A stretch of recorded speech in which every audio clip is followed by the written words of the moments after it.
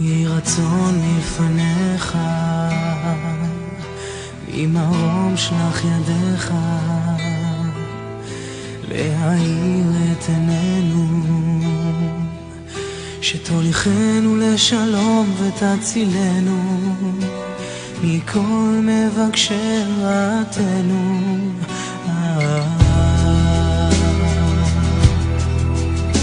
יהי רצון מלפניך, ממרום שלח ידיך,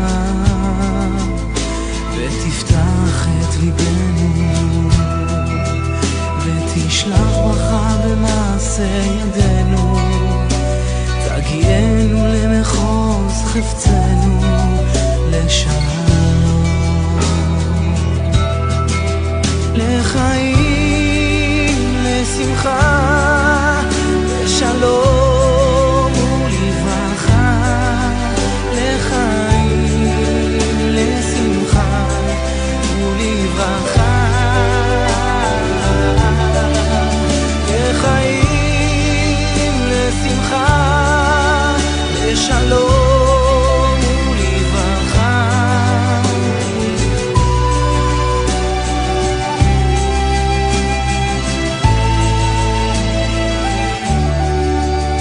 יהי רצון מלפניך,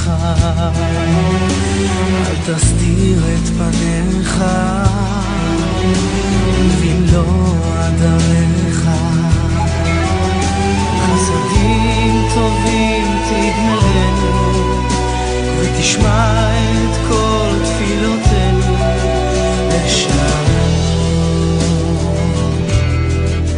לחיים, לשמחה, לשלום ולברכה, לחיים, לשמחה ולברכה,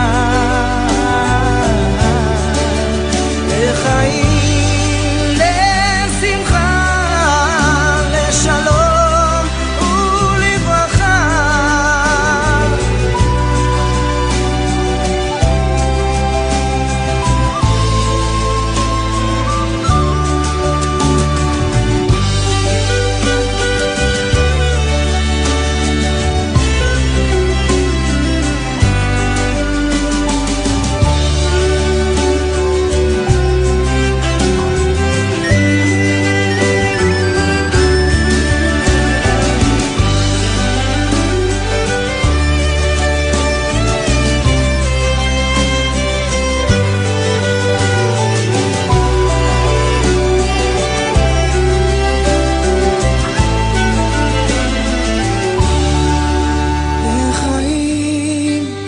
לשמחה, לשלום ולברכה, לחיים, לשמחה ולברכה,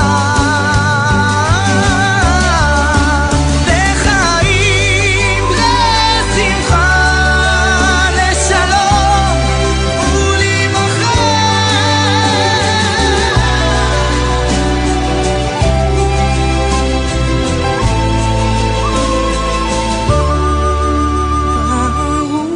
שומע תפילה, ברוך שומע tefila. A ver, entonces vamos a empezar ahora por el primero de los pactos. El primer pacto es el pacto edénico. La historia, entonces, nosotros sabemos perfectamente que arranca ya en el Edén, ¿no es cierto? Ya hablamos que el hombre fue criado a imagen de Yahweh, que su semejanza tenía que ser desarrollada y que estaba realmente siéndolo cuando apareció el tentador. También sabemos que lo que Elohim estaba haciendo era un tabernáculo para sí mismo, ¿no es cierto? Él estaba edificándose casa en el hombre, preparándolo para ser el receptáculo perfecto.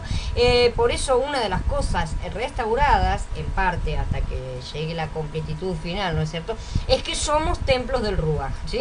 Este desarrollo lo vamos a ver con mejor detalle más adelante.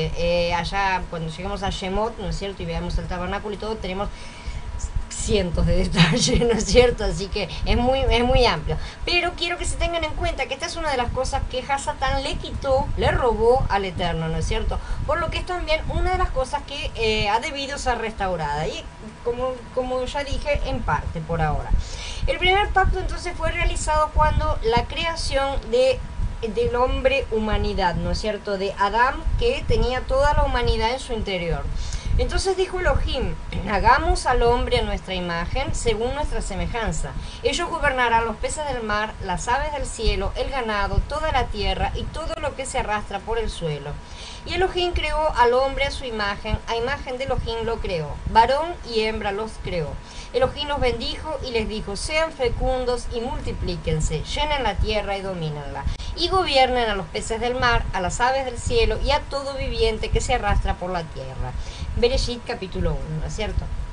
El pacto aquí establecido fue con el hombre, ¿no? Cargando en sí mismo la imagen de Elohim, ¿sí? Que comenzaría a ser a ser hecho a semejanza de Yahweh, ¿no es cierto? Porque vemos que aunque la intención era que el hombre fuera hecho a imagen y semejanza, solo fue creado a imagen, porque la semejanza debía ser desarrollada. La imagen es externa y la semejanza es interna, y era la parte que había empezado a ser desarrollada, ¿sí? Entonces, por eso el hombre fue colocado como rey de la creación, sobre la cual debía dominar y ejercer autoridad como representante del creador, no como un político actual haría, sino con justicia divina justamente. Pero cuando el hombre cayó, sucedieron varias cosas, se generaron varios problemas, y son muy importantes que los determinemos.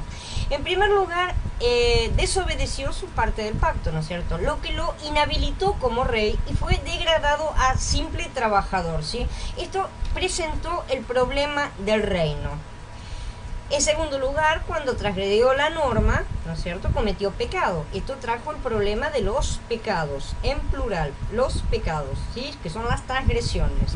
En tercer lugar, su ADN quedó contaminado por estas causas, ¿no es cierto?, siendo que su infección, por llamarla de una manera, fue tanto del alma, cuerpo y el ruach, total y absolutamente completa, y esto generó el problema del pecado en singular, que se diferencia en cuanto a los pecados, en que el pecado es la fuerza generadora, esa cosa que tenemos dentro que nos inclina a cometer los pecados, ¿sí? Y en cuarto lugar, su conexión con Yahweh quedó cortada. Y este es el problema del sacerdocio. Como se puede ver, tenemos el problema de nuestro interior, de nuestra naturaleza, que quedó afectada completamente con una infección, que la del pecado, que nos inclina a cometer pecados, lo cual nos hace tener un débito de acumulado de pecados terribles, ¿no?, de transgresiones que deben ser pagas, y además un problema con respecto al reino y con respecto al sacerdocio, ¿sí? Como ustedes pueden ver, ya están vislumbrando lo importante que es todo esto. Entonces la caída afectó varias áreas, no una sola, como estamos viendo, por lo que no alcanza con una simple salvación.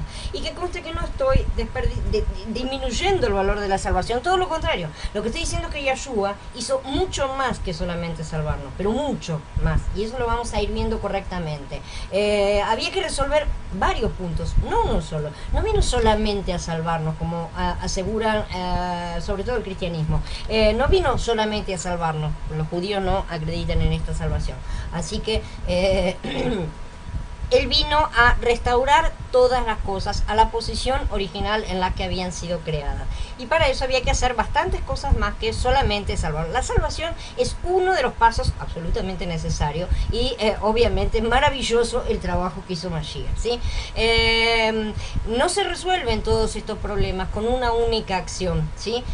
Como está escrito así, la Torá entró para que el pecado abundara, pero donde el pecado abundó, sobreabundó la gracia. Se necesitaba mucha más gracia, pero no solamente porque había que poner mucha de más y nada más, ¿sí? Así tipo vamos a exagerar, no se trata de eso, sino porque era necesario muchas cosas, ser resueltas muchas cosas.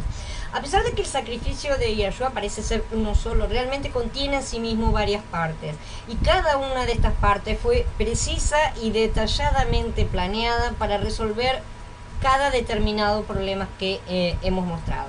Y si el Padre quiso pintar el cuadro o dirigir la película como quieran a lo largo de todo el Tanaj, ¿no es cierto? Mostrándonos cómo él fue desarrollando su plan desde la idea inicial, la promesa, ¿no es cierto?, hasta su cumplimiento. Realmente lo que necesitamos hacer nosotros para nuestro propio crecimiento es prestar muchísima atención a cada detalle, no pasarlos por alto y no dejarlos porque no terminamos de entender las cosas, sino porque muchas de estas cosas no nos hacen el menor sentido, pero cuando se nos son explicadas tienen un trasfondo inigualable, ¿no es cierto? Y nos dan una claridad y una iluminación total y completas. En las escrituras no hay nada que esté escrito de más, ¿sí? Y todo se refiere a Mashiach.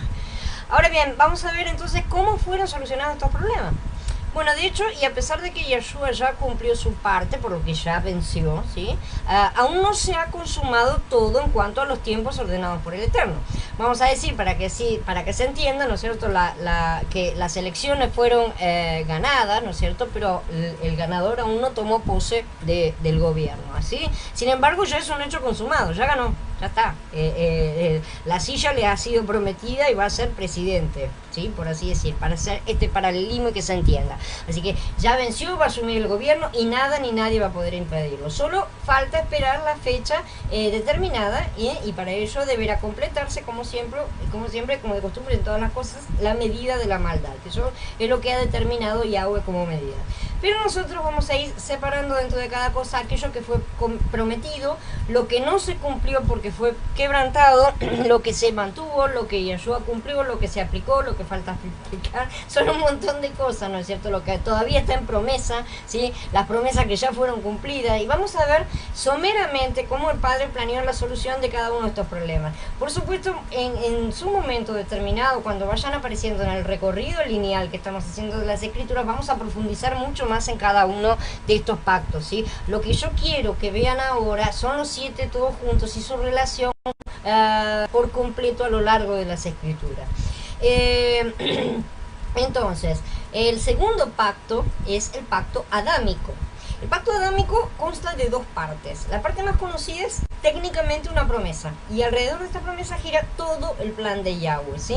La promesa establece que de la descendencia de la mujer nacería un salvador, que es la semilla, que vencería a la serpiente. Pondré enemistad entre ti y la mujer, y entre tu linaje y el suyo. Este te golpeará la cabeza y tú le herirás el talón. Bereshit 3:15. Esta promesa es muy simple. ¿Qué promete? Alguien vendrá a resolverlo todo pronto. Eso es todo. Así de simple. No tiene más datos que esto. Alguien va a venir y va a resolver todo, ¿sí? Es la forma más simple de plantear toda la situación que era tan compleja, ¿no es cierto? Ahora, todo, como acabamos de ver, ya consta de muchas partes y aspectos, ¿sí? Pero por eso hay diferentes pactos y diferentes cosas que vamos a ir viendo ahora por encima. La parte que es menos visible es el real pacto, ¿sí? Que es donde se plantea de forma inicial también la solución del problema del sacerdocio. Este problema se refiere al hecho de la comunión perdida con el Eterno, ¿sí? De que el hombre, por haber pecado, haberse manchado y en consecuencia recibir en sí, en su interior, la muerte, queda imposibilitado de entrar en contacto con el Padre, como antes estaba, ¿sí? En el cristianismo se ha explicado que esta cuestión, la cuestión de la muerte de Adán hoy mismo, ¿no? Hoy mismo morirás, ¿no es cierto? Es decir, en el momento en que comían, que fue la amenaza, porque había que responder, ¿no es cierto?, a las presiones de los ateos que reclamaban que Adán no había muerto al comer. Es una de las cosas que alegan los ateos, como que la Biblia se contradice o no es correcta, ¿no es cierto? Entonces tenían que encontrarle alguna solución y dicen que no se refería a la muerte física, sino a una muerte espiritual. Pero esto está errado, ¿sí? No es correcto, aunque tiene una cierta parte de verdad. En el fondo la tiene, pero no es exactamente así. Faltaba ver varias cosas. El hombre es un ser tripartito, eso ya lo vimos en la serie Cuerpo, Alma y Ruach, y les recomiendo que no la haya visto que la vea. Entonces, esas son justamente las 3 partes en las que está formado el hombre, ¿no es cierto? Cuando entró el pecado, la muerte entró en todas estas 3 partes. No solo mató al Ruach, sino que mató a las 3, o sea, al hombre completo. Sabemos que Adán murió antes de los 1000 años, y para el Creador un día es como 1000 años, de manera que realmente Adán murió el mismo día que comió y no ha habido ningún ser humano que viva más de un día, o sea, que viva más de 1000 años, ¿sí? André me dice que se corta un poco. Lamentablemente eso es internet. Les recomiendo a todos que cuando lo vuelvan a ver al video, porque siempre les recomiendo que repasen todo, vean el video que yo edito en YouTube, ¿sí? Porque esas cosas van a quedar. Y cuando esté terminado no va a haber cortes, porque eso es por la banda, por la transmisión, ¿sí? Porque está transmitiendo. Solamente por eso que se corta. Entonces, sigo. Entonces, ciertamente el Ruach,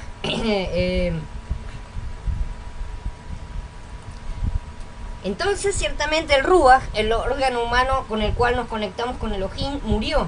Pero también murió el cuerpo y también el alma humana, ¿no es cierto? Que quedó librada a sí misma, o sea, a ocuparse de sí misma y ocupar el lugar que el Ruach ocupaba originalmente. Y esto ya sabemos que tuvo trágicas consecuencias. Nosotros estamos acostumbrados a ver las cosas desde una perspectiva en la cual el deterioro, la enfermedad, el envejecimiento y la muerte son cosas normales para nosotros, o sea, son parte del ciclo de la vida, creo, como lo llamamos, ¿no es cierto? Pero no lo son en absoluto, ese es el tema.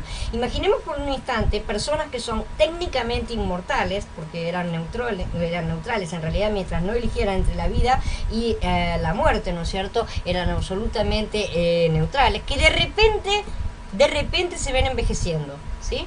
Debe haber sido espantoso, yo creo, para Adán y Jabá, comprender el daño a nivel físico, ¿no es cierto? Mirarse y verse que de repente te estás arrugando, ¿no? Una cosa que no era inexistente en el mundo, ¿no es cierto? A nivel espiritual el efecto lo vieron en una puerta cerrada. Pues fueron expulsados del Edén y se terminó la conexión directa que tenían originalmente. Pero a nivel físico lo fueron descubriendo de a poco. Este deterioro lo vemos en todo en este mundo, lo vemos en todas partes. El deterioro de las cosas es normal para nosotros, ¿no es cierto? Pero por eso nuestro viejo hombre está destinado a ser destruido, ¿sí? Porque ya está muerto en sí. Pero nosotros lo vemos como algo normal, pero no lo es en absoluto, ¿sí? Este es el camino de la muerte, no se muere de golpe. La muerte corroe, la muerte corrompe de a poco, ¿sí? Va desgastando, va comiendo por dentro. Podemos decir que desde que nacemos empezamos a morir realmente. Ese es el camino de la muerte. Entonces, ¿cómo podría un humano muerto y sin conexión espiritual, que ya no tenía forma, mantener un contacto con su creador? Porque esto era esencial para que Yahweh pudiera continuar a darle sus directivas a fin de completar el plan de edificación. Esta es una de las cosas que debía ser resuelta, la conexión perdida, para lo cual se establece algo que la sustituiría durante un determinado tiempo. Un sacerdocio similar al original. Acá tenemos que entender que el sacerdocio original no es el sacerdocio que va a ser instituido en el Tanaj, ¿no es cierto? En los próximos pactos que vamos a ver cuando entrega la ley Moshe, sino que es el sacerdocio de la orden de Melquisedec, ¿sí?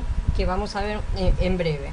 Este sacerdocio aparece después de la caída del Edén y no tenemos noticias de su inicio realmente, y se mantendría con ciertas limitaciones entre los patriarcas, hasta que se perdería del todo y sería finalmente sustituido por el sacerdocio levítico. Entonces se establece el sacerdocio para poder retomar la conexión, ¿sí? Perdón, me perdí. Ya no directa, aunque ahora va a tener que ser siempre a través de el sacrificio con la sangre derramada de un animal inocente, nunca un humano, obviamente, utilizado como sustituto del pecador, o sea, como sustituto del humano, un animal puro determinado por el Eterno, ¿no es cierto?, simbolizando el futuro sacrificio del Hijo. Y es la sangre de aquel primer animal sacrificado en el Edén la que ratifica que el pacto fue realmente realizado. Esa sangre fue derramada para cubrir los pecados, porque este pacto establece, junto con el sacerdocio, la necesidad de que haya sangre para que exista remisión de los pecados. Esto es sumamente importante. Entonces, el tema del sacerdocio es uno de los puntos que Mashiach va a venir a resolver por completo. Todo esto no forma parte en sí de la promesa, que está muy simplificada, ¿verdad? Pero está incluido, ¿sí? Sino que se desprende de varios hechos implícitos. En el Edén se sacrificó un animal, las ropas que dieron la cobertura, ¿verdad? Y ciertamente se estableció la forma en que Yahweh deseaba que los sacrificios se realizaran, y por eso rechazó a Caín, que no cumplió los requisitos, que desobedeció, ¿no es cierto? Porque previo a un sacrificio de paz, que es un sacrificio vegetal, debe siempre presentarse un holocausto de sangre, ya que solo a través de la sangre tenemos permiso de aproximarnos, cosa que vamos a estudiar un poco más detalladamente cuando lleguemos a los sacrificios y todo lo demás, ¿no es cierto? Porque todo esto es muy detallado, pero cada cosa tiene su motivo. Los patriarcas todos sabían cómo hacer estos sacrificios y siempre eran aceptados, ¿sí? El cabeza de familia siempre ofrecía el nombre de todos los que estaban bajo su protección. O sea, sabemos que este sistema sacerdotal sí fue implementado porque tenemos numerosas menciones en las escrituras. Por ejemplo, Job, Noah, Abraham, Jacob, otros, sí, mucho antes de la implementación de la ley, ¿no es cierto? Y también sabemos que antes de la caída nunca había sido necesario. Entonces solo comienza todo este asunto de los sacrificios después de la caída. No tenemos ninguna mención a ningún tipo de sacrificio antes de la caída, y se mantiene a través de los tiempos. Siempre todos los patriarcas realizaron algún sacrificio y es mencionado. Esto, para los que preguntan dónde aparecen estas cosas en las escrituras, no siempre todas las cosas están explícitas, a veces están simplemente implícitas, pero son fácilmente deducibles, ¿sí? Entonces, la otra parte de esta promesa, que sí está explícitamente formulada, es la promesa de la semilla, ¿sí? Que vendría para vencer a la semilla de la serpiente, ¿no es cierto? Como ya leímos.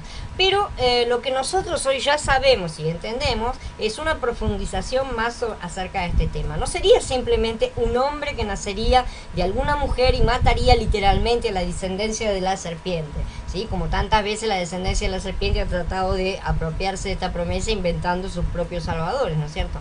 La promesa era mucho más amplia que esa, mucho más generosa, mucho más increíble, mucho más maravillosa, súper, ¿no es cierto? Y no fue manifestada en todo su esplendor porque las semillas contienen siempre todo su potencial en oculto, ¿sí? Y esto también para que el enemigo no perciba el plan ni se dé cuenta de las cosas antes de tiempo.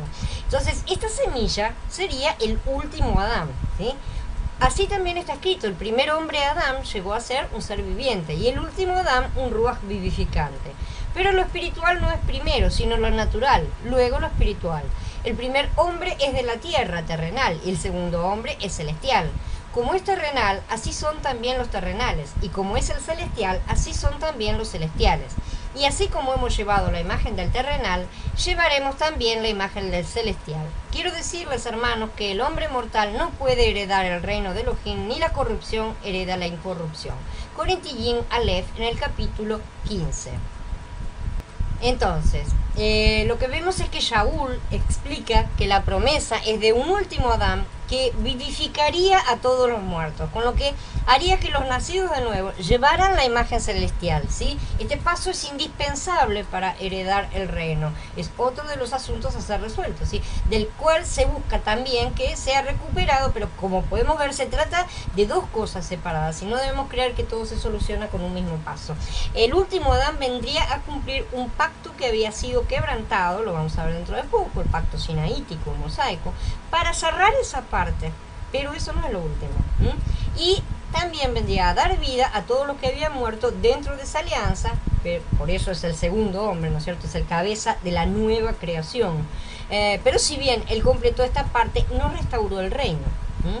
De hecho, esta grave falta hizo que los judíos no lo aceptaran como Mashiach. Como veremos, esta parte todavía está para ser completada. Ahora vamos a hablar acerca del tercer pacto, que es el pacto noágico, ¿no es cierto? El pacto noágida.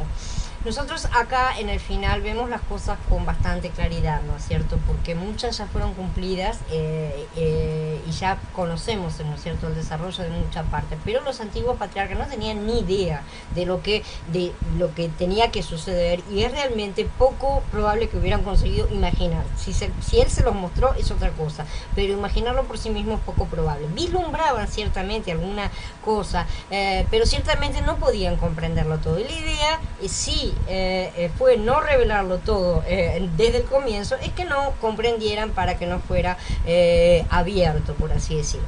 Para que el gobierno pudiera ser restablecido, había primero que recuperar al hombre caído. ¿Pero cómo? Si el castigo por el pecado es la muerte, ¿sí? Bueno, pues ni modo, había que morir. Vamos a tener que morir y nada más, no queda otra. Así que eso es lo que establece el pacto noágida. Promete salvación futura a través de la muerte. En las escrituras no hay ni una letra de más ni una de menos, ¿verdad? Cuando algo es mencionado que tiene una apariencia de inutilidad o de no era necesario mencionarlo, una cosa que queda ahí medio descolgada, podemos tener seguro que somos nosotros que no estamos viendo el motivo, pero por algo está ahí, ¿sí? Por algo está. Una de las cosas que me molestó por años, y ha habido muchas, fue justamente el pacto post-diluvio, en el que Yahweh promete nunca más destruir a la humanidad por medio de un diluvio. Él no necesitaba prometer nada, ¿sí? Le basta decidirlo por sí mismo. No necesita prometer nada. Además, eso no significa no destruir a la humanidad, ¿sí? Solamente elimina al diluvio como medio. Porque de hecho nosotros sabemos que esta tierra y cielo están destinados a ser destruidos por el fuego, ¿no es cierto? Así que esta creación actual va a ser destruida, no quiere decir que no. Ese pacto era solamente no va a ser destruido por otro diluvio. ¿Por qué tenía que ser esa promesa, no es cierto? A lo mejor podemos argumentar que era para tranquilizar a esta gente que había salido el diluvio y que probablemente no podía estar demasiado tranquila pensando que en otro momento podía surgir otro diluvio. Sin embargo, esta fue una solemne promesa realizada a toda la creación. No fue una promesa hecha para ella, para decirle quédense tranquilos, no va a haber otro, sino a toda la creación aparece, ¿no es cierto? No parece necesario, o tal vez sí. Ciertamente sí, realmente me ha llevado muchos años que me mostrara la respuesta, así que ahora vamos a ver cuál es esta alianza. Por mi parte voy a enviar el diluvio que inundará la tierra para destruir a todo ser bajo el cielo en el que haya aliento de vida.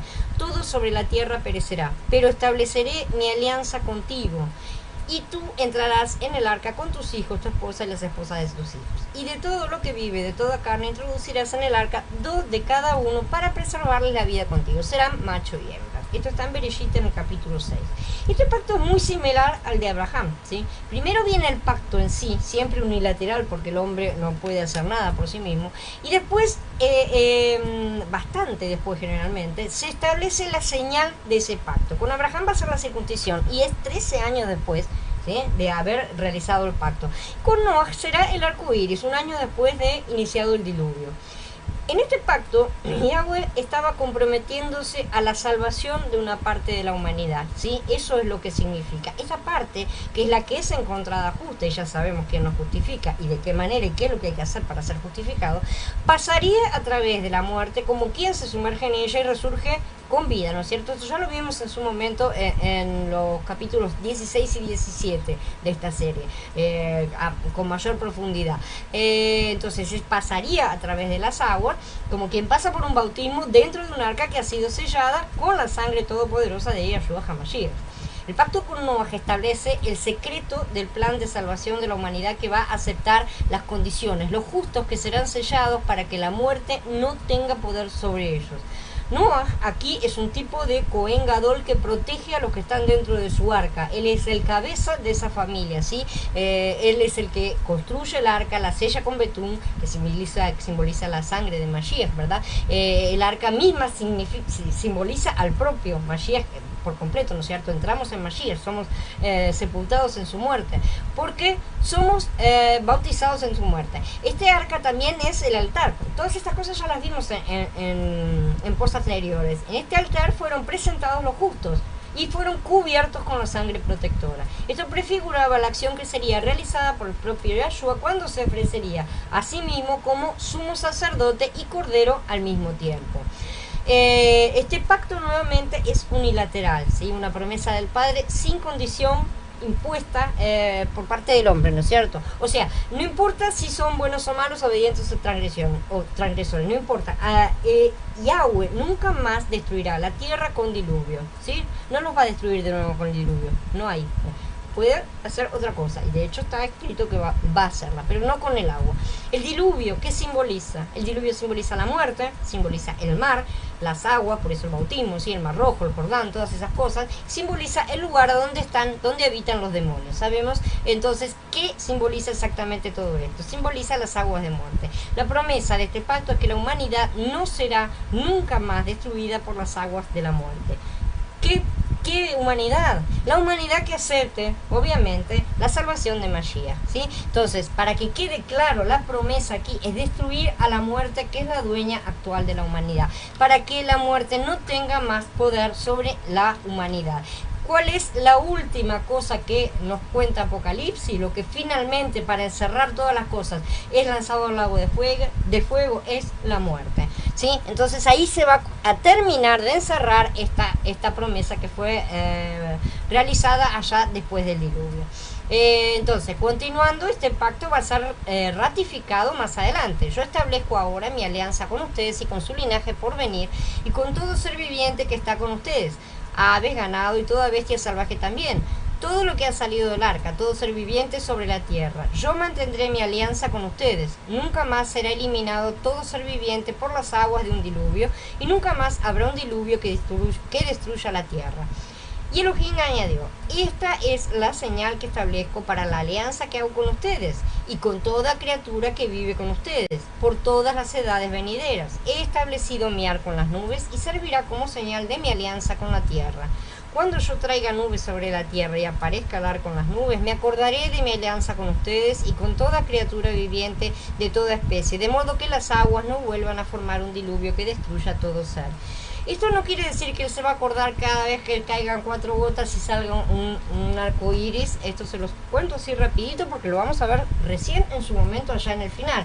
Pero recordemos que en Apocalipsis es mencionada la aparición del arco iris. ¿Qué es lo que está diciendo? Que cuando él regrese por segunda vez, la tierra no será para la destrucción de la tierra por medio de un diluvio. Eso es lo que está diciendo, declarando en estos párrafos, ¿no?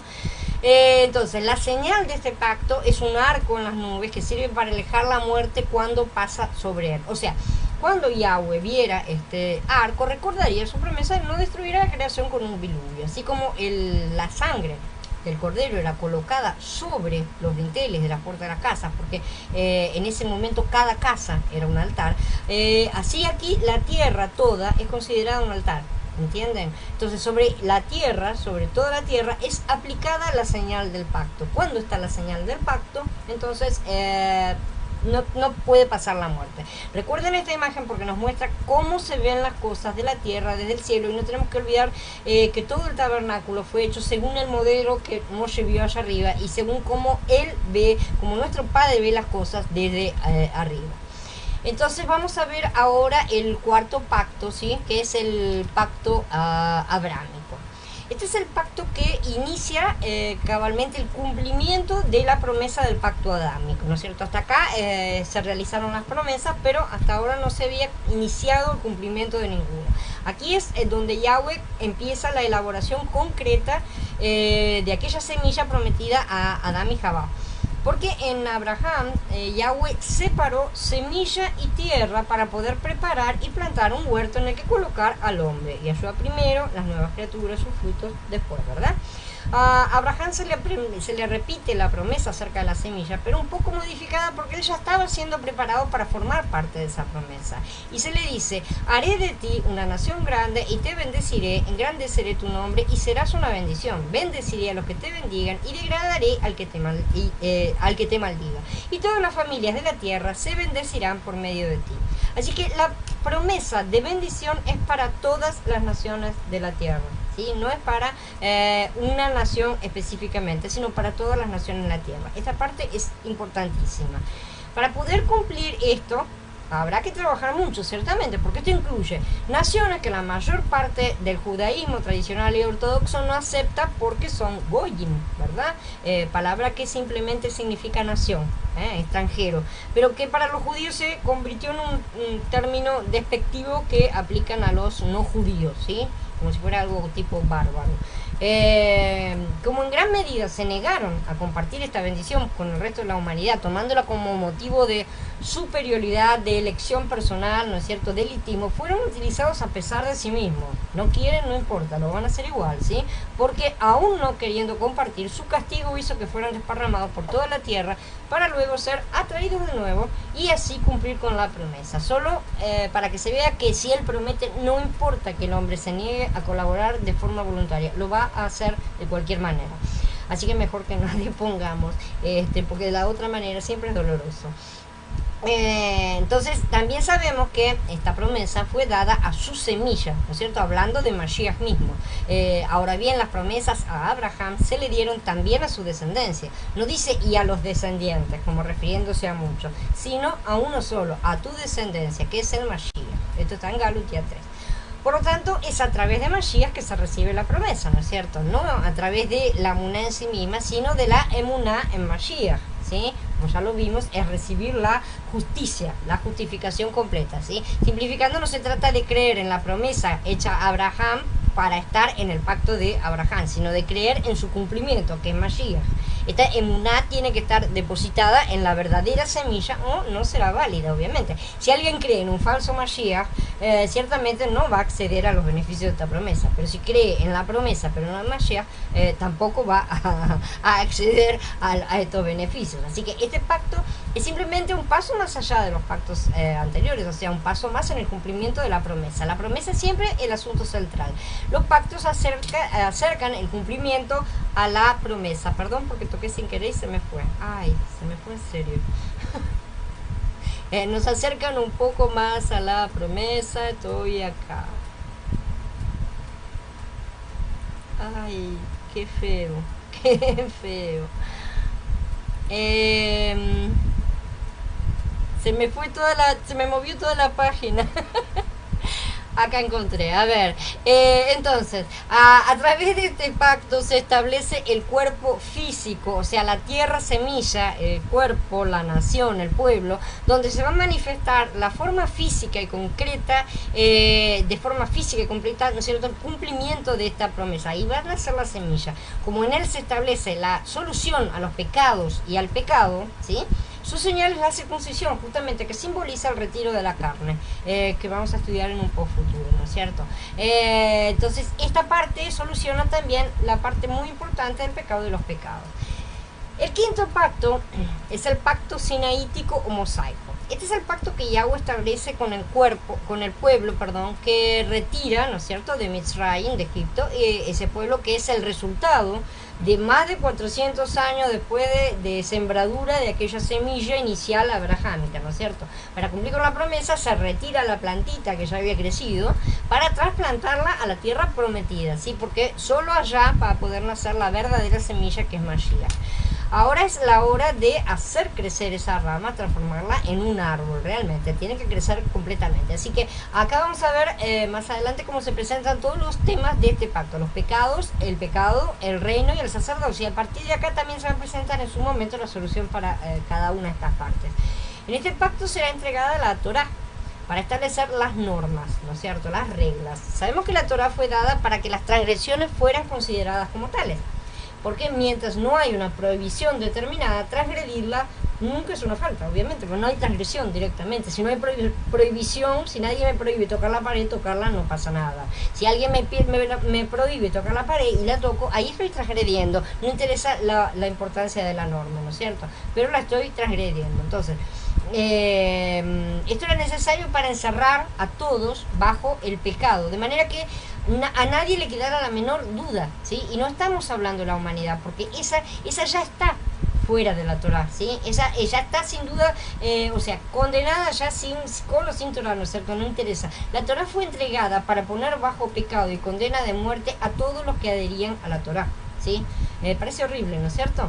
Y también parece bastante bobo adherir a un pacto como este, es como firmar la propia sentencia de muerte, ¿no es cierto? Aunque ya estaban muertos, ese es el otro problema, porque tal vez deberíamos recordar que ya estaban todos muertos. Entonces, qué confuso, ¿no es cierto? ¿Para qué condenar a muerte a algunos que ya estaban muertos? Confuso, ¿no?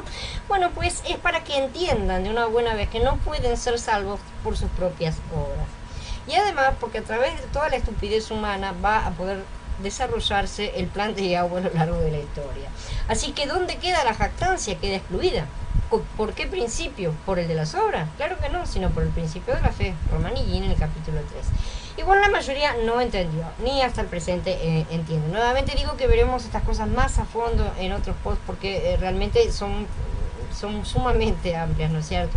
Estoy solamente mencionando que a través de la Torá, con todas sus leyes, se establece bien clarito también el sistema de sacrificio, que ya estaba de hecho entregado y conocido en buena parte, pero en la Torá fueron añadidos los sacrificios por el pecado y la expiación, que son justamente la solución a los dos problemas más centrales que se van a manifestar cuando el quebrantamiento del pacto con el becerro, ¿no es cierto?, que son el pecado y los pecados. Del tema del sacerdocio ya pueden ir instruyendo que es esencial, pero como ya dije, siendo este tema una línea urdimbre, como ya les dije, ¿no es cierto?, como la de los telares, una línea que es central en todas las escrituras, hay muchas de esta línea, como es una línea de esas importantes, merece un tratamiento un poco más profundo, separado, porque no se puede realmente tocar un tema de esta forma, en una charla nada más. Para que podamos comprender todo el desarrollo del sacerdocio levítico y de la orden de Melquisedec, eso lo vamos a ver en breve, una vez que tengamos masticado todas las partes. Así que lo que nos queda ahora, ¿no es cierto?, pendiente, es el tema del reino. De lo que se habla cuando se menciona el reino es de establecer el gobierno y dominio del hombre como representante de Yahweh sobre el mundo y sus habitantes animales, no sobre sus semejantes humanos, ¿sí? Eso ya lo hemos visto, que lo especifica muy bien en Bereshit. Esta es una línea que ha sido muy mal comprendida a lo largo de las escrituras, inclusive por muchos patriarcas, ¿sí? Y hasta la actualidad, ni hablar. También la vamos a tratar a fondo en su momento, porque además esta promesa está reforzada en un posterior pacto que vamos a ver ahora, que es el pacto que se realiza con David. Este pacto con David queda incluido dentro del pacto abrahámico, o sea, todos son pactos dentro del pacto, lo están viendo, ¿no es cierto? De forma hay uno dentro de otro, son como esas muñecas rusas, ¿no es cierto? Entonces, todo esto además está dentro de la promesa, así que esto es esencial que sea comprendido, porque si se tratara de dos pactos separados, Yahshua no podría intervenir para salvar a los pecadores, o tendría que morir varias veces, eso no sirve. Pero siendo un subpacto, un pacto que está incluido, al cual acceden todos los que pertenecen al pacto de la promesa, todos tienen el derecho de que Yahshua pague con su sangre por ellos, ya que fue él el que firmó el pacto de las mitades, como ya vimos, ¿no es cierto? Entonces, posteriormente tendremos al pueblo que entra en la tierra prometida con Yahoshua, que por su vez se circuncidarán y repetirán todo. Ahí es que van a ser, ellos sí se van a consagrar dentro de la tierra, van a repetir, van a entrar nuevamente en el pacto, pero no se trata de un pacto nuevo, se trata del mismo pacto, ahora establecido con los hijos de los que no entraron a la tierra porque fueron rechazados, porque ellos quebrantaron el pacto casi al momento de firmarlo, ¿no es cierto? A pesar de esta actitud, la misericordia de Yahweh los mantuvo con vida, porque ninguno murió, él esperó a que todos murieran, ¿no es cierto?, en el desierto, cuidó de ellos, los alimentó y los cuidó durante 40 años en el desierto, mientras levantaba para sí mismo a la generación posterior, a través de quienes mantuvo la promesa. Ellos fueron los que entraron. Entonces ellos necesitaron circuncidarse primero para acceder a la promesa, para poder entrar en el pacto de la promesa, y solo entonces pudieron entrar y firmar el pacto nuevamente. Como no habían sido circuncidados en el desierto, tuvieron que hacerlo para entrar en la promesa, ¿sí? No en la alianza del Sinaí. Entonces, a esta alianza accedieron en Yahoshua 24, y de la misma manera, a través de los siglos, quienes hayan querido entrar a esta alianza, mientras se mantuvo, ¿no es cierto?, y los judíos insisten en tratar de mantenerla, han necesitado primero circuncidarse para acceder a la promesa anterior, ¿no es cierto?, el pacto abrahámico, y después entrar en la alianza, porque nosotros vemos que tenemos a Abraham primero y a Moshe después, ¿sí? Son dos cosas separadas. Y sin embargo, una está dentro de la otra, porque se refiere a los descendientes de Abraham. Entonces es todo lo mismo. Está uno dentro del otro. Entonces se trata de dos cosas diferentes, pero aunque una queda dentro de la otra, es como un paréntesis, ¿sí? Uno dentro del otro, ya que la promesa es siempre superior al pacto, y eso debemos entenderlo. Aquí se ve que la circuncisión no es condición del pacto mosaico, sino del pacto abrahámico, ¿eh? Pero sin el pacto, sin la circuncisión no podían entrar al pacto mosaico, ¿sí? Entonces, ¿cuál de los dos es el que Yahshua terminó? Entonces, de esta manera, ¿cuál de los dos es el que terminó? Él completó con todo éxito el pacto mosaico para que solamente quede la promesa por la emuná. Obviamente, es bastante sencillo de ver cuando lo vemos de esta manera, ¿no es cierto? Y no quiere decir que haya abolido la Torá, ciertamente, esto también lo vamos a ver en su momento, porque eso se trata de otra cosa. Pero ahora lo dejamos de lado. El sexto pacto es el pacto davídico, ¿no es cierto? Yahweh estableció un pacto eterno con David acerca de que el trono no se apartaría de su casa y que siempre tendría un descendiente suyo para sentarse en él. Ahora bien, a pesar de que estos pasuquín que vamos a mencionar han sido siempre interpretados acerca de la continuidad de la línea davídica en el trono, o sea, de la cual ciertamente nacería Mashiach, la promesa tampoco fue hecha a los descendientes de David, sino a un descendiente. Como en el caso anterior en que Shaul nos aclara que en Galutia, que se hacía uso del singular y no del plural, ¿no es cierto? No los descendientes, sino el descendiente. Aquí es exactamente lo mismo. Vamos a leer la promesa. Cuando tus días lleguen a término y duermas con tus padres, yo estableceré uno de tu cera para sucederte, de tu simiente, uno de tu propia carne y sangre. Yo estableceré su reinado. Él edificará una casa para mi nombre, y yo estableceré su trono real para siempre. Yo seré un padre para él, y él será un hijo para mí. Si él comete transgresión, yo lo castigaré con la vara de hombres y con los azotes de hijos de hombres. No obstante, mi misericordia no lo dejará, como la quité de aquellos que removí de delante de mi presencia. Así que su casa será segura y su reino para siempre delante de mí. Su trono será estable para siempre. Shemol Bet en el capítulo 7. Más claro agua, ¿no es cierto? Está hablando de Mashiach, no de Shlomo, ni de ningún otro de los descendientes de David, ¿no es cierto? De hecho, Yahudá, pueden verlo, lo vamos a ver un poco más adelante, solo retendrá el cetro, o sea el trono, hasta que llegue Silo, ¿sí? Que es el Mashiach. Entonces, Yahudá tiene que devolver el cetro porque no hay tutía, y por eso que no quieren, se niegan a abandonar sus privilegios. Entonces tenía que entregar ese cetro al verdadero rey de Israel. Para que no nos queden dudas, vamos a leer nuevamente toda esta parte y la voy a ir explicando parte por parte, o sea, la parte más importante. Dice, yo estableceré, y eso se corresponde con Tejilín en el capítulo 2. Yo he instalado a mi rey en Sión, mi monte santo. Él lo asegura, ¿no es cierto? Uno de tu simiente, ¿sí? En ese día el tocón de Yishai que ha quedado en pie vendrá a ser una bandera para los pueblos. Las naciones buscarán su consejo y su morada será honrosa. ¿Esa qué es? El tocón de Yishai es Masías, es uno de la simiente, uno de tu simiente. Yo estableceré su reinado. Este será grande y será llamado Hijo del Altísimo, y Elohim Yahweh le dará el trono de su padre David. Reinará sobre la casa de Jacob para siempre, y de su reino no habrá fin, dice Lucas en el capítulo 1, ¿sí? También dice acá el que estábamos leyendo, Shemuel Bet, dice, él edificará una casa para mi nombre. En él también a ustedes se los edifica juntamente para morada de Yahweh en el Ruach, dice Efesías 2. Yo estableceré su trono real para siempre. Tú dijiste, he hecho una alianza con mi escogido, he jurado a David mi servidor, para siempre estableceré tu linaje y confirmaré tu trono por todas las generaciones. Tehillim en el 89, perdón. Yo seré un padre para él y él será un hijo para mí. Voy a proclamar el decreto de Yahweh, y él me dijo, tú eres mi hijo, yo te he procreado hoy. Tehillim 2. Si él comete transgresión, yo lo castigaré con la vara de hombres y con los azotes de hijos de hombres. ¿Dónde vemos esto? En Yeshaya, en el capítulo 53. Pero él fue herido por nuestros pecados y molido por nuestras maldades. Llevó el castigo que nos restauró, y por sus heridas fuimos todos sanados. Todos nosotros nos descarriamos como ovejas, cada cual siguiendo su propio camino. Y Yahweh castigó sobre él la culpa de todos nosotros. Están viendo los paralelos, cómo se confirma todo. Continúa el tema de de Shemuel Bet, ¿no es cierto?, que estábamos viendo. Mi misericordia no lo dejará, como la quité de aquellos que removí de delante de mi presencia. Y esto está confirmado en Yeshaya, en el capítulo 53. Por lo tanto, yo le daré los muchos como su porción, recibirá las multitudes como su despojo, porque él se expuso a la muerte y fue contado entre los pecadores, mientras él llevaba el pecado de los muchos e hizo intercesión por los pecadores. Su casa será segura y su reino para siempre delante de mí.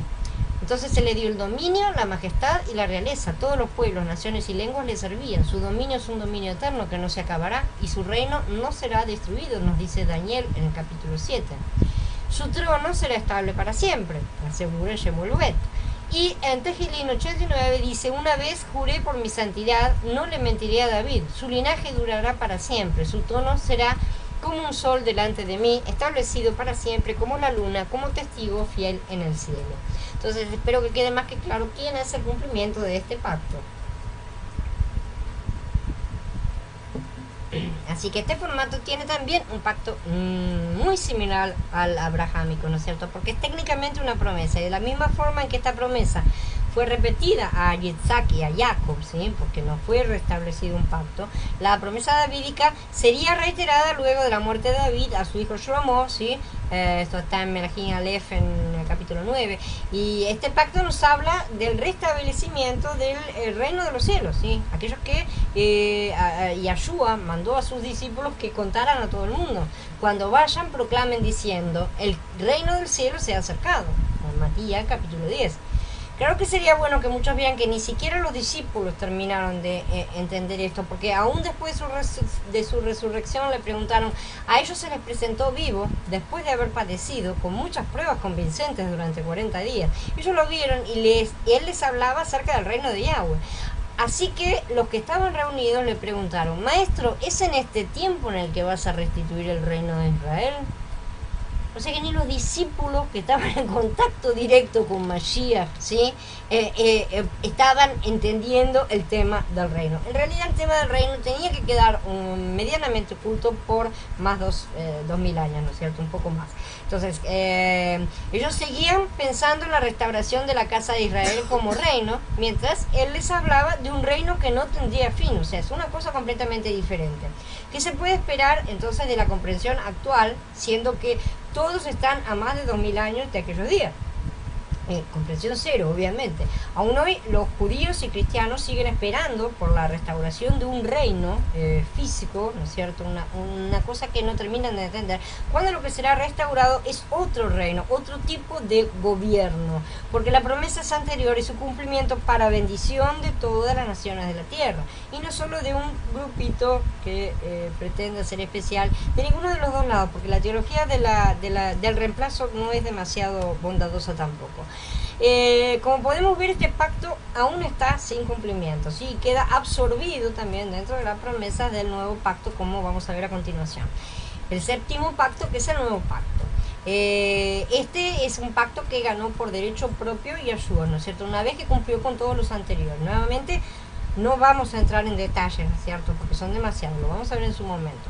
Es necesario ver qué partecitas de cada uno falta cumplir y demás detalles, pero ya sabemos que Yahshua es la semilla de la mujer que venció la semilla de la serpiente, y hoy está sentado a la derecha del Padre esperando que él coloque sus enemigos a sus pies, ¿no es cierto?, cosa para la cual falta muy poco. Este es un nuevo pacto, como Yahshua mismo dijo. Igualmente, después de haber cenado, tomó también la copa y dijo, esta copa es la nueva alianza de mi sangre, que por ustedes se derrama.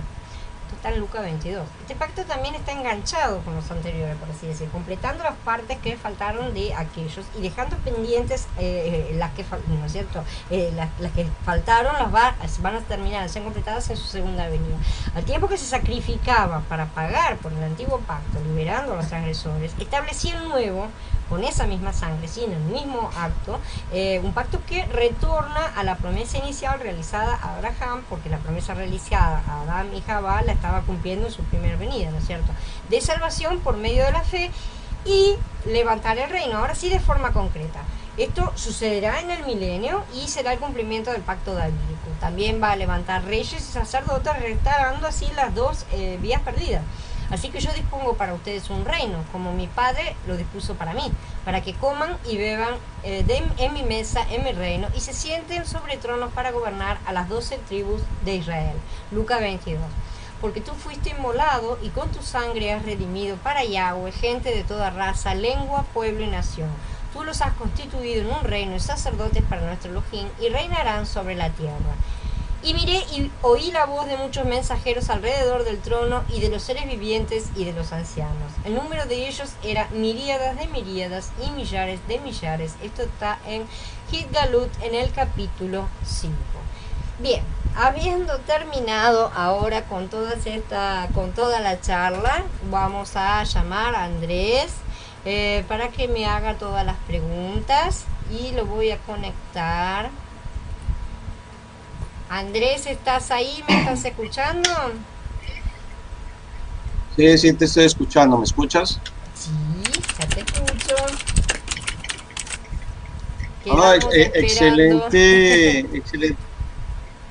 Excelente video. Lamentablemente sí, hoy se nos cortó un poquito. Se cortó un poco, se nos entrecortó un poquito. Puya. Hoy internet no estaba muy legal, que digamos, ¿no es cierto? Pero eso depende de la... Sí, no ayudó, pero sin embargo el tema fue extremadamente interesante. Realmente no creo que por ese motivo hayan habido preguntas de personas en el chat. Sin embargo, pues yo hago mi aporte, y lo primero es la gente que murió dentro del pacto sinaítico antes de la entrada a la promesa de la tierra prometida. Estas personas pueden alcanzar la salvación, me imagino yo. ¿Qué dijo Yeshua? ¿A quién mencionó que iban a estar en las bodas del Cordero sentados en la mesa? Abraham, Jacob, ¿no los menciona? Ellos estaban antes. Sí. Ellos están en la promesa. Okay. Lo que importa es la promesa. Esa es la parte que interesa. Todos los que estaban antes de él haber llegado y cumplir con la parte que rescataba, y que terminaba con la segunda parte que todavía falta completar en su venida, todos ellos quedaron dentro de la promesa. Siempre están creyendo. Nosotros mismos, hay que entenderlo, estamos en promesa. Nosotros no tenemos ningún cumplimiento, como dicen los cristianos, que ya están cocinados, creen, y no estamos listos, ni a palo, no se nota, no se nos nota, ¿no es cierto?, en nuestra vida, por así decir. Lo cierto, lo real y lo concreto es que hasta que no recibamos los nuevos cuerpos, y eso es después de la primera resurrección, no vamos a haber superado esta etapa, ¿no es cierto?, por así decir. Así que esa es la parte necesaria. Todos los que murieron antes, si murieron esperando en el Salvador, van a estar allá. Así es. Me refiero a que se utiliza el término cortados, o barak, seguramente, cortados de su pueblo, cuando Mesías decía, ¿sí me entiendes? En el caso, por ejemplo, de la rebelión de Coraj, que fue cortado. Bueno, pero ellos no estaban esperando, ellos no estaban confiando, esos son rebeldes. Entonces, eso claro, no podemos poner en el mismo nivel a Abraham con Korah, por ejemplo, o con Moshe. O sea, unos son completamente rebeldes y otros, los que sí esperaban. O sea, siempre hubo gente confiando, ¿no es cierto?, esperando, tratando de cumplir los mandamientos y todo lo demás, ¿no es cierto? Siempre, Yahweh siempre se mantuvo su remanente, él siempre lo dice. Entonces, ese remanente que siempre estuvo confiando, que siempre estuvo esperando y que se aferró a sus promesas, ese remanente será salvo, ¿sí? Ciertamente. Están en ese patrón. Los que no, olvídalo, esos están con lo mismo que si no hubieran creído nunca. Que en realidad no creyeron nunca. Los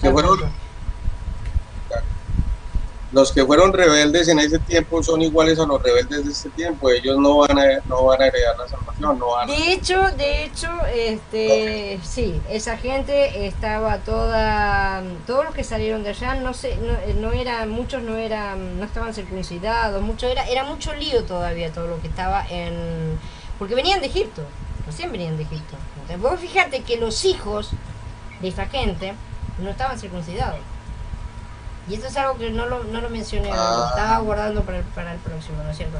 Pero ellos no fueron circuncidados para entrar en el primer pacto, porque esa generación iba a ser descartada, tenía que ser descartada esa generación. Entonces, bueno, no entraron en el pacto de la promesa. Sin embargo, algunos fueron. ¿Por qué? Los que creyeron entraron. ¿Quiénes son los que entraron en la tierra prometida? Caleb y Josué. Son los únicos de aquella generación. ¿Sí? Y el resto son todos los chicos. Son todos los chicos, los que nacieron después. Después que no tenían edad militar todavía. Eso lo vamos a ver más a fondo cuando lleguemos al pacto mismo. Sí, porque hay muchos detalles, ¿viste? Realmente. Y el otro comentario, sí, y final comentario, es el tema de la Torá en el pacto sinaítico, que también es un tema, es una papa caliente para hoy para el cristianismo, porque dicen que por el tema de la gracia, que la Torá ya se abolió, no entendiendo el parágrafo de la ley que dice que el alma que pecare ciertamente morirá. Y con referencia al sacerdocio, seguramente hay unas leyes en los misbot, en los 600 y pico de misbot, que hablan del sacerdocio. En su momento seguramente veremos que esas leyes se pueden adoptar como principios o sencillamente ya quedaron descartadas. Algunas quedaron, otras no. Eso lo vamos a ver, porque cada una, o sea, están desarrolladas, ya lo ven, a través de todo el Pentateuco. No es una respuesta que yo te puedo dar en una pregunta, ¿no es cierto? Es imposible. Cada cosa tiene su duración, por así decirlo, y su motivo de estar, y su motivo de no pasar completamente, a no subsistir, por así decir. Algunas son temporarias, o sea, fueron cumplidas y desaparecieron, otras no. Eso lo vamos a ver más adelante, pero hay muchas leyes que fueron impuestas, justamente lo vamos a ir viendo a través de transgresiones de los mismos patriarcas, de los mismos patriarcas de las tribus y todo. Lo vas a ir viendo y lo vamos a ir comprendiendo todo a través del estudio, pero son muchísimas cosas y lleva mucho. Cada una tiene su análisis, o sea, son 613 los mitzvot. Cada uno tiene un estudio prácticamente casi uno único para cada uno, ¿no es cierto? No digo que sea tan así, pero realmente va a ser muy, muy profundo, porque hay muchos tipos de leyes diferentes. No todas aún se mantienen, algunas sí quedaron obsoletas, por así decir, porque muchas de esas leyes fueron agregadas por causa de las transgresiones. Y esas transgresiones se cometieron ¿dónde? Dentro del pacto sinaítico. Al encerrar ese pacto, encerrás ese pacto que está dentro de una cajita, dentro de otra cajita. Lo que está dentro de esta cajita se puede tirar a la basura, por así decirlo, una cosa así. No es tan simple como eso, pero lo estoy simplificando para que se entienda, ¿sí? Por ejemplo, tenés el típico caso de los sacrificios. Los sacrificios van a ser resueltos completamente por Mashiach, que es el sacrificio perfecto, ¿no es cierto? Ese es uno de los temas, por ejemplo. Excelente. Y yo no sé si te parezca como de pronto que va algo entrecortado y lo vas a editar. Si alguien de pronto tiene alguna pregunta, después de que lo vea, seguramente podrá preguntártela a ti a través del Facebook, a través del Messenger. Sí, claro, cualquier cosa me pueden preguntar. Para que pronto, si alguna persona dejar las tiene preguntas duda, en el chat mismo, sí, no hay drama. Ok, claro, excelente. Sí. Muy Como bien. ya les dije hoy, o sea, sé que se corta a veces, es así, pero después yo lo levanto, lo subo editado, queda mejor, lo pueden entender un poco más. Además, el hecho de que se corte es solamente cosa de la transmisión, después no queda cortado, ¿sí? O sea, después queda bien, es solamente porque no está subiendo correctamente, nada más que por eso. Así que después cuando lo ven, cuando haya terminado la transmisión, lo pueden ir a ver y van a ver que no está cortado. Eso es cosa de internet. Bien, Dani, muchas gracias. No, gracias a todos ustedes. Nos vemos entonces el domingo. Estoy diciendo bien. El domingo ya me estaba mareando. Y vamos a seguir con otro tema de esta serie. La semana que viene también empezamos con una nueva serie. Después les voy a pasar bien el tema y todo. El lunes nos vemos. Entonces, gracias Andrés. Gracias a todos por la presencia. Shalom a todos. Y hasta el domingo. No.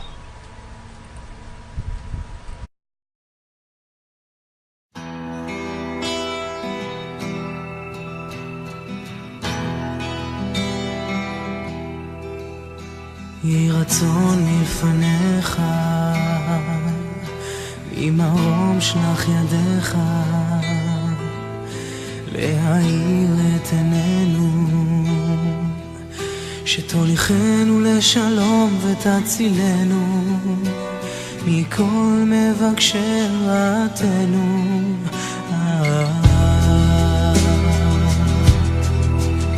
יהי רצון מלפניך, ממרום שלח ידיך, ותפתח את ליבנו, ותשלח ברכה במעשה ידינו, תגיענו למחוז חפצנו לשלום, לחיים, לשמחה, לשלום ולברכה, לחיים, לשמחה ולברכה, לחיים, לשמחה, לשלום ולברכה.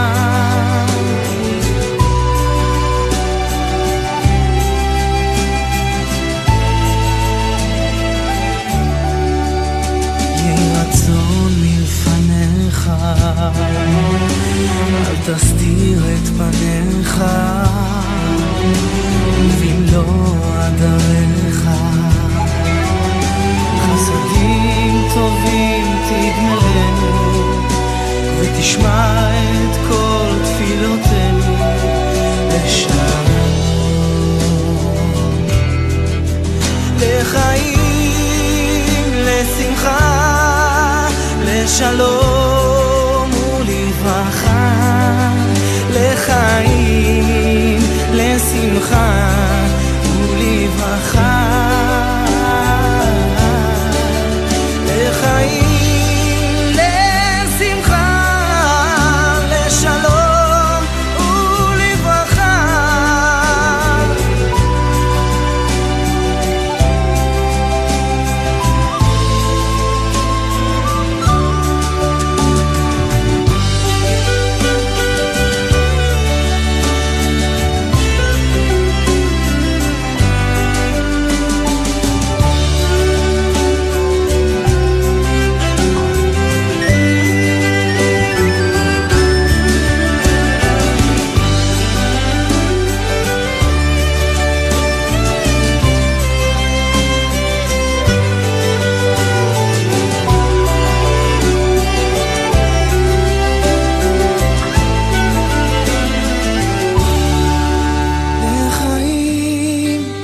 לשמחה, לשלום ולברכה, לחיים